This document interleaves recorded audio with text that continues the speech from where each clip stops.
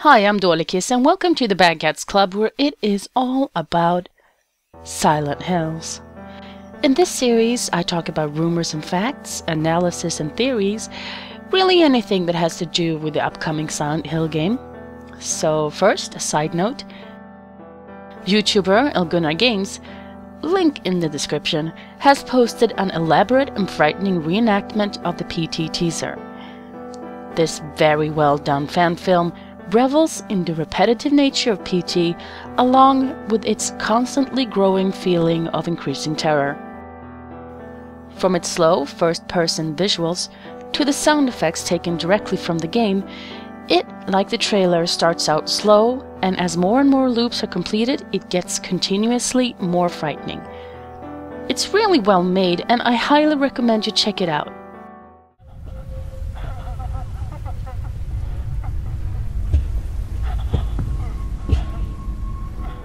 Okay, so let's start with the money shot.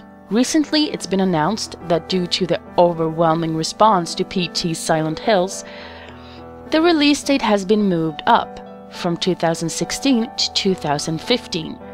Fans are of course overjoyed, and this has made the Silent Hill fans feel like Konami now really are listening to them after the Silent Hill HD debacle. And it is true that Konami over the years have taken quite a beating from the Silent Hill fans that feel that the newer installments haven't been up to par with the earlier games in the series, that they traded in the classic horror theme for a more consumer-friendly, Americanized version, and that Silent Hill HD was a total cash-in, with no regard or respect for the fans. And all this is true. There is no doubt in my mind that Konami didn't give two shits about the quality of Silent Hill HD considering the final result. But I think that Japan is starting to wise up when it comes to how real the impact of a negative view among the consumers can be. In fact, I think that the thing with the Xbox One, you know how Microsoft told the consumers that what we thought was irrelevant and we could all go eat dirt, and that we would buy their stuff no matter how hard they fucked us with the always online thing. And as I'm sure you all remember, that to their surprise, with gamers chose to keep our money in our wallets. Until Microsoft had to come crawling back on their fucking knees and beg for us to come back to them, to give them one more chance. I think that made the whole gaming industry sit up straight and pay attention. That all these big gaming giants now realize that they are not safe from reproach, and if they lose the favor of the gaming community, it can have real and devastating effects on their bottom line. And that's why I think that Konami is now so willing to say, look gamers, we're listening. We realize that you as consumers have a choice, not just to take whatever we're willing to dish out, and we do generally care about your money, but you know, we care. There's still love there. Where was I? Oh yeah. So Konami's saying that due to popular demand, they have chosen to move up the release date for Silent Hills from 2016 to 2015. But is that the whole truth? Well, here is where it gets interesting. Do you know what else has recently been given a 2015 release date? Project Morpheus. Boom! In my opinion, I'd say that this is a real and tangible indication that the new Silent Hill game is going to come as a launch title to Sony's VR headset, that it is planned to launch alongside it for the Christmas season of 2015. Sony recently released a sort of prototype to be tried out to reviewers along with various games and demos showing what the Morpheus can do, and even though they say it's not finished, it is undoubtedly very, very close to being 100% done. As I hear it, they've solved the biggest issue, motion sickness, which we all know is a real and almost game-breaking problem thanks to the Oculus Rift, and it seems that all that is left is a few design tweaks like weight balancing and look. So Silent Hill on the VR headset, what does that mean? Well, the most obvious thing is that if Silent Hill is made for the Morpheus, it will be in first person. Now, I've never been a fan of the first person perspective because of the limited line of vision. You can only see what's right in front of you. like you're in a tunnel, and I feel I miss a lot playing that way. And the enemy encounters are more frustrating because I have a tendency to panic. And when I flail backward uncontrollably to get away from whatever's coming for me, it's easy to get disoriented, to lose track of what's where when you had that narrow field of vision. But with a VR headset, it's a whole other ballgame. That extra bit of vision, and I'm hearing the Morpheus is sporting a 90-degree field of sight. You can see a lot more, helping you navigate those precious few seconds you have before whatever it is does whatever it's gonna do to you. Also, fixing the problem with tunnel vision by getting the game on the headset would ultimately, I think, make for a more immersive game. There would be no disconnect between the player and the protagonist of the game. That is, you would feel like the protagonist more than if you were watching someone from behind. We've seen the popularity of first-person horror really skyrocket these last couple of years with games like Slender and Amnesia, showing how effective it can be to get the player to see everything firsthand and not to have the barrier of the game being between them and the action. It isn't all good, of course. It can go horribly wrong if you don't know what you're doing. It's sort of like the trend with found footage films.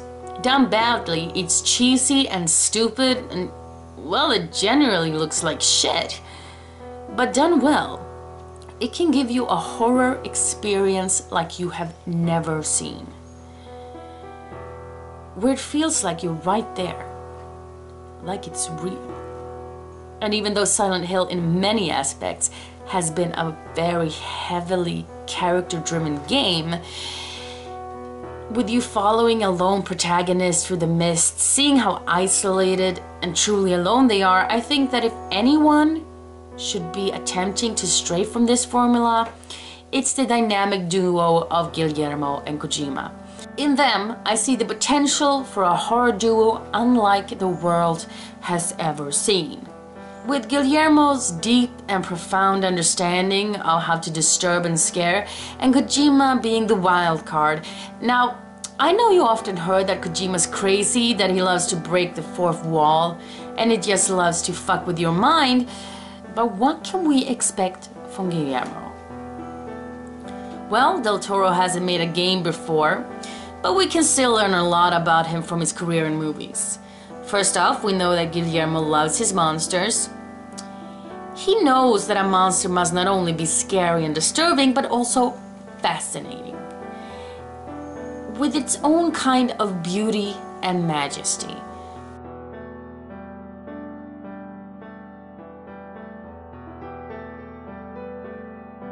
Also, we know that Del Toro's strict Catholic upbringing has had a big influence in his work. In his movies, religion is a recurring theme, with at least one character being Catholic. And that throughout his work we see religious symbolism and archetypes, like the Angel of Death from Hellboy 2.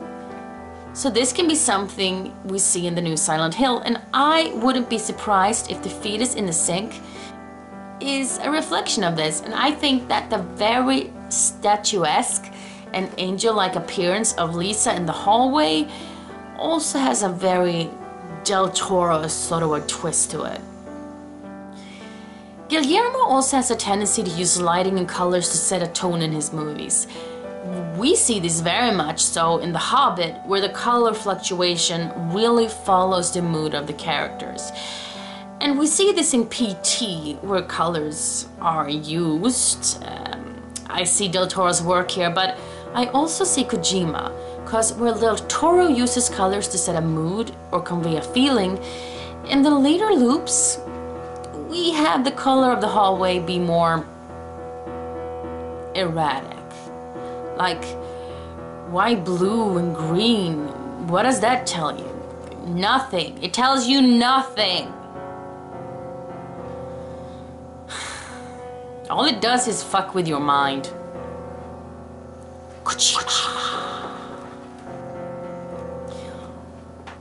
Also, Del Toro has a fascination with small machinery, in particular, and think about it, think about P.T.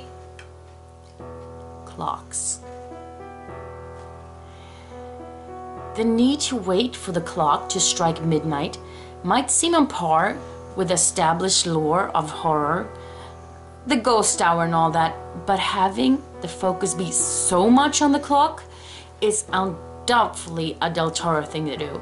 Del Toro loves machinery, and I think this will show in the new Silent Hill, with having us see or interact with gears and pulleys and all this steampunky sort of machinery we see so much of in his films.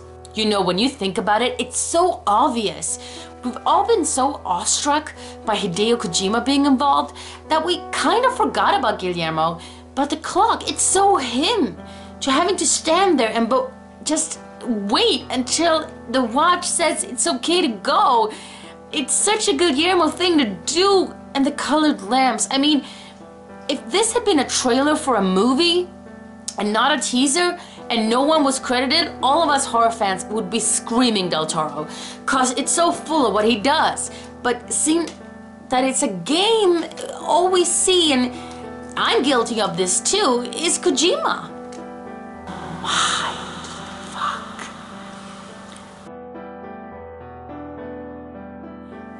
Don't believe me? Think I'm reading too much into a few unconnected details here and there? You know what else is a trademark of Guillermo? Can you guess? Everywhere in PT, we see cockroaches. They're all over the floor, in the walls, on the ceiling. Actually, the cockroaches are the first thing we see when we start up the game. And a lot of speculation has gone into the role the cockroaches will play, if any, in the upcoming game.